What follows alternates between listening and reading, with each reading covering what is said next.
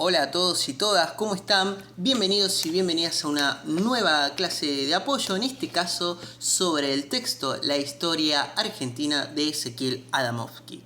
Ya saben, como siempre, si tienen alguna duda, alguna consulta, pueden plantearla en lo que son nuestros grupos de WhatsApp y o también acá en los videos, en los comentarios que vamos a estar leyendo.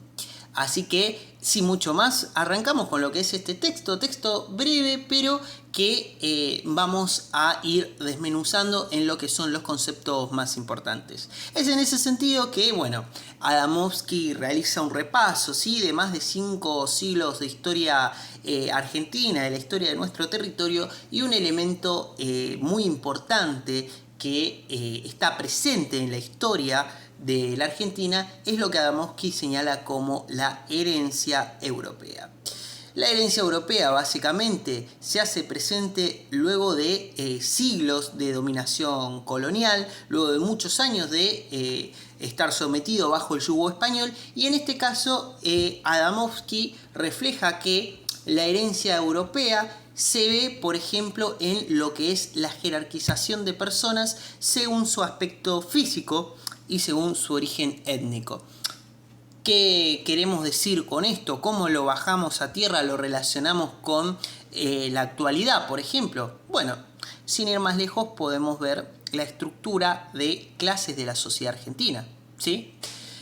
Fijémonos, ¿no? Cuando hablamos de jerarquización de personas según su aspecto físico y origen étnico, pensemos en, bueno, lo que son los actos de discriminación según el color de piel de la persona, según su origen étnico. Pensemos en cuántos hermanos, cuántos compañeros, compañeras de países latinoamericanos, países vecinos, muchas veces no son discriminados y discriminadas precisamente por el origen étnico, el lugar donde nacieron.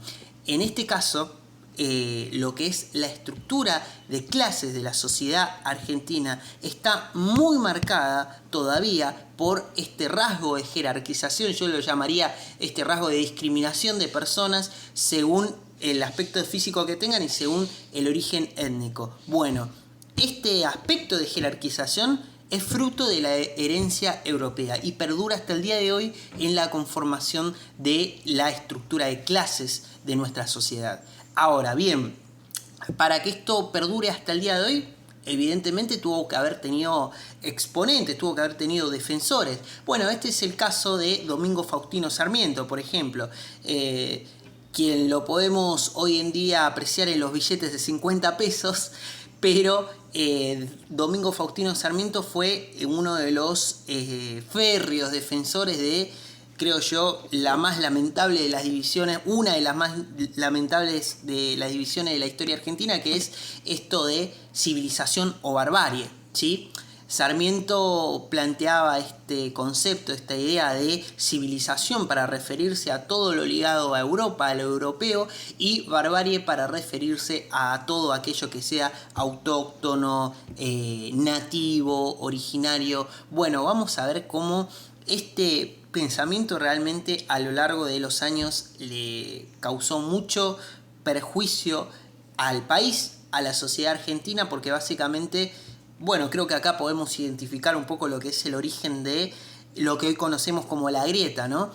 Cuando en 1800 se hablaba de civilización o barbarie, podemos ver que ahí también había una grieta entre dos visiones de países, una visión de país que quería un país importado, entre muchas comillas, es decir, copiar todo el europeo, y cuando hablo de copiar me refiero también a las personas, por más fuerte que suene, y otra visión de país que celebraba, que pugnaba por lo autóctono, por lo autónomo, ¿sí? Entonces nosotros ahí tenemos dos visiones de países que evidentemente se contraponen en esto que es básicamente una división que va a estar presente durante toda la historia argentina.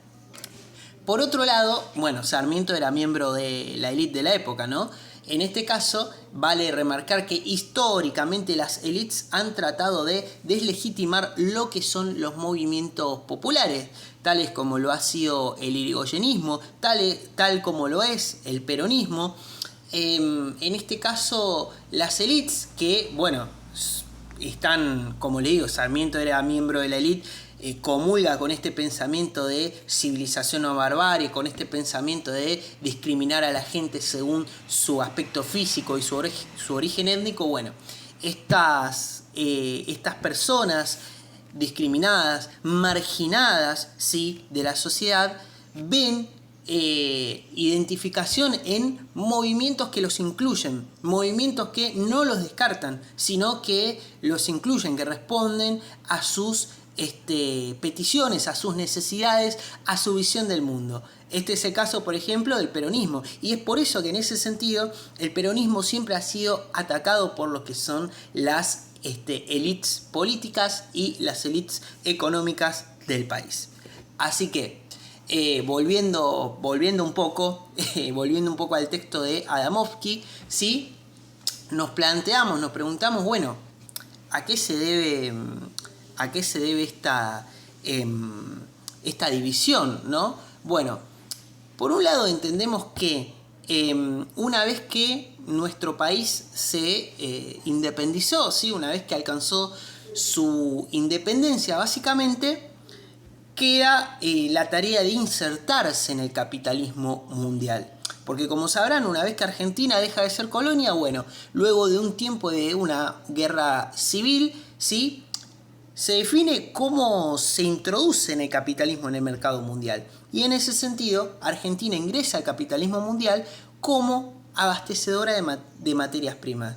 Es decir, básicamente como productor de comida, ¿sí?, sin industria, sin nada. Bueno, ¿qué significa esto? Digo, ¿cómo se relaciona con lo anterior que hablamos? Bueno, se relaciona básicamente porque el principal productor de materias primas dentro de Argentina, o mejor dicho, en ese sentido, quien manejaba ya sea la producción, el comercio y demás, era Buenos Aires, ¿sí? Toda la riqueza, toda la producción, todo se concentraba en Buenos Aires. Al concentrarse todo en Buenos Aires y al quedarse, digamos, limitado a ese territorio, básicamente lo que hace es condicionar al desarrollo del resto del país. ¿Por qué? Porque esa riqueza que se concentra en Buenos Aires no se reparte, no se redistribuye. Entonces, en ese sentido, eso hace una diferencia muy notoria entre lo que es Buenos Aires y el resto del país, y entre lo que va a ser posteriormente la conformación de la estructura de clase de la sociedad argentina. Fijémonos al día de hoy, por ejemplo, que cómo de alguna manera se distingue o se visualiza de otra manera a quien dice que es porteño, a quien dice que es de Buenos Aires. Aún al día de hoy todavía genera como un poco de división, especialmente si de alguna manera esto se plantea en provincias del interior, ¿sí? Refiero a que todavía es una división que sigue presente porque todavía Buenos Aires sigue concentrando una gran parte de la riqueza producida en el país. Pero bueno, esto de alguna manera como ayuda a explicar un poco cómo continúa esta división, ¿no? Si Argentina se inserta como productor de materias primas en el capitalismo mundial, producción de materias primas que manejan grandes terratenientes, que manejan grandes empresarios, un puñado de empresarios, un puñado de terratenientes que pertenecen a la élite gobernante, bueno, vamos a entender entonces por qué todavía sigue esta estructura de discriminación, sigue esta estructura de segmentación de clases, ¿sí? Según el aspecto físico que tengan y según el origen étnico, como bien plantea Ezequiel Adamovsky. Por otro lado, vale la pena también señalar que más allá del curso de la orientación que haya tenido el desarrollo del modelo económico argentino, ¿sí?, también otro factor importante en precisamente estas divisiones, precisamente en estas transformaciones, ha sido la injerencia de los Estados Unidos de América en la política doméstica. Porque Argentina, al introducirse como productor de materias primas, es decir, no como un país industrializado, sino como un país periférico, podríamos decir, al introducirse de esa manera, siempre ocupa un lugar subalterno de inferioridad ante los Estados Unidos. Eso hace que Estados Unidos, de alguna manera, siempre intente perjudicar los planes de desarrollo argentinos. ¿Por qué? Porque Argentina y Estados Unidos en realidad son competidores, digamos, ambas economías pueden producir los mismos productos, pueden producir las mismas manufacturas, así que en los planes, en la distribución del capitalismo global, básicamente a Estados Unidos no le conviene tener otro competidor, sino que Argentina ocupe un lugar subalterno y en este caso, como lo ha hecho en el capitalismo desde que se insertó, como productor de materias primas, ¿sí? Entonces, esta orientación, ¿sí? En el orden capitalista fue lo que fue moldeando a la sociedad argentina en líneas generales. Fue moldeando la estructura de la élite y también fue moldeando a las clases subalternas, a las clases populares. Clases populares que vale la pena mencionar y destacar que han dejado su huella imborrable en la historia y siguen dejando su huella imborrable en la historia argentina porque básicamente actúan precisamente como un contrapeso ante los intentos de avance de las élites gobernantes. Por otra parte, Adamowski también resalta lo que es básicamente el papel trascendental que han tenido las mujeres durante la historia argentina, ya sea con lo que es el impulso al sufragio femenino, ya sea con lo que es la igualación de la legislación civil, entre otros tantos hitos. Adamowski básicamente lo que en líneas generales con la historia argentina intenta demostrar cómo se mezclan, se conjugan niveles de brutalidad inauditos por un lado, por el otro lado gobernantes benévolos, y demuestra también cómo la participación del protagonismo popular a lo largo de la historia, cuando las clases populares han tenido protagonismo, han de alguna manera favorecido a largo plazo la ampliación de derechos, una mayor igualdad, ¿sí? Y bueno, como durante los periodos de ausencia de protagonismo, menor protagonismo de las clases populares, la tendencia fue exactamente la contraria, disminución de derechos y una mayor desigualdad, ¿sí? Pero bueno, hasta acá, si se quiere, los aspectos referidos estrictamente a la historia. Adamowski también en su texto aborda cuestiones relativas a la economía. Cuestiones con las que no las voy a aburrir y no los voy a aburrir mucho porque estamos en sociales, no estamos estudiando economía, pero bueno, sí vale la pena por lo menos tener presente lo que son los conceptos más importantes cuando Adamowski habla de economía. Vamos a destacar dos conceptos, dos ideas que me parecen las más importantes cuando se habla de heterodoxia y cuando se habla de ortodoxia. Cuando se habla de ortodoxia, por ejemplo, hablamos de, en este caso, políticas económicas que son de corte conservadora, de corte liberal, de un corte más duramente capitalista sin tener en cuenta la noción social. Lo que es la heterodoxia plantea un equilibrio, ¿sí? en las políticas económicas, plantea un equilibrio entre lo liberal, entre el mercado, hablando mal y pronto, entre el mercado y lo social, la sociedad. Esas son las diferencias a muy grandes rasgos entre la heterodoxia y la ortodoxia. ¿Por qué les hablo de ortodoxia y heterodoxia? Porque básicamente el autor nos va a mostrar que en los periodos que intervinieron las clases populares y que las políticas aplicadas fueron de un corte heterodoxo, vamos a ver cómo la economía ha registrado una tendencia, un progreso hacia la alza. Y en cambio, cuando fue la escena contraria, cuando los sectores populares no tuvieron protagonismo, cuando las políticas económicas aplicadas fueron de corte ortodoxo, la economía generalmente tendió hacia el retroceso, hacia la baja. En ese sentido, Adamowski toma como ejemplo lo que es el periodo kirchnerista, que comienza a partir de 2003 y, por ejemplo, señala cómo durante los 12 años del periodo del kirchnerismo hubo incrementos en el Producto Bruto Interno superiores incluso a los que tuvo Estados Unidos. En este sentido hablamos del nivel de crecimiento, ¿sí? Hablamos de que la economía, por ejemplo, mientras en Argentina crecía el 9%, en Estados Unidos crecía el 2%. Adamowski hace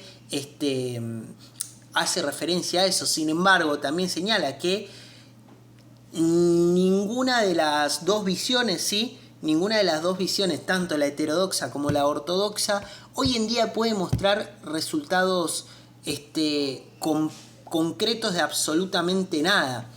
Porque básicamente lo que tiene que ver con la falta de estabilidad, las limitaciones con la implementación de políticas, ¿sí? En lo que es el modelo de corte ortodoxo y el modelo de corte heterodoxo, básicamente impidió a cualquiera de las dos visiones el mostrar resultados concretos, ¿sí? Pero bueno, lo más importante acá es que precisamente lo que es la visión ortodoxa nunca terminó de ser convincente para el pueblo, nunca terminó de ser convincente para los ciudadanos, y en este sentido, si bien durante la historia se han alternado gobiernos ortodoxos y gobiernos heterodoxos, Adamowski señala que 111 y 166 años de vida institucional fueron bajo las políticas ortodoxas. Y señala que, que el último ensayo de políticas heterodoxas ha sido el periodo kirchnerista. Por ejemplo, un ejemplo de experimento ortodoxo, como dice Adamowski, ha sido la última dictadura militar, que ha aplicado políticas de corte liberal, de corte ortodoxo, que bien dice Adamowski ahí, dejaron incendiados, dejaron en llamas al país. Por otro lado, también señala, como una crítica hacia los modelos heterodoxos, que la falta de estabilidad, la falta de divisas, por ejemplo, que son limitaciones contextuales, impide plasmar la idea del modelo heterodoxo en un resultado firme. Básicamente, como para ir concluyendo también, Adamowski va señalando lo que son las distintas líneas de fractura que existen en la sociedad argentina, ya sea en el campo económico, ya sea en el campo político, ya sea en el campo social, pero sin embargo señala que hacia 1945 todas las diferencias que de alguna manera pudieran tener los argentinos y las argentinas se terminan reduciendo a solo dos: peronismo y antiperonismo. Tanto el peronismo como el antiperonismo se convirtieron en identidades, en visiones del mundo. Básicamente lo que Adamowski termina diciendo como idea general del texto es que el peronismo y el antiperonismo se transformó en un sistema político en sí mismo, ¿sí? Todas las diferencias se fueron reduciendo a peronismo o antiperonismo. Así que, esto es lo que es el texto de Ezequiel Adamowski, que, vemos cómo comenzamos con la herencia europea, comenzamos con civilización o barbarie y terminamos en peronismo o antiperonismo, que básicamente, haciendo un poquito de deducción, podemos plantear qué ideas se postula de cada lado, de dónde se habla de civilización, a qué se asocia con la barbarie, haciendo un poco este juego de palabras que, es lo que nos plantea Adamowski en este texto. Así que, si les han quedado dudas, si les han quedado preguntas pueden dejarlas en los comentarios y o también en nuestro grupo de WhatsApp. Así que sin mucho más, nos vemos en otro video de clases de apoyo.